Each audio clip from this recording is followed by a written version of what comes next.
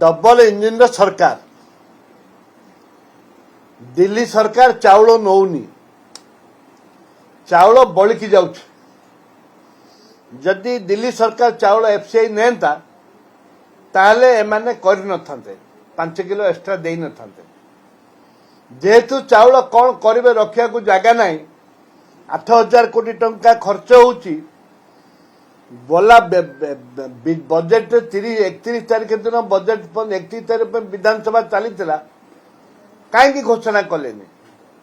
क्या स्वार्थ घोषणा कलेनि कौन पे स्वार्थ घोषणा कलेनि विधानसभा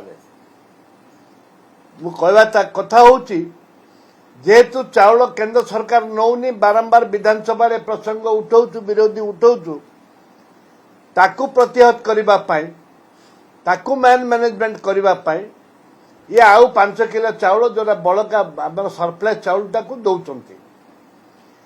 मो कहवा कथा होची सरकार एबे 7,000 कोटी टंका जो 8,000 कोटी टंका खर्च हम आपको ऋण करें तो जेहेतु ऋण करने ये गोटे माध्यम ताकू ऋण भाव में सुभद्रा योजना जमी 8,000 कोटी टंका ऋण कर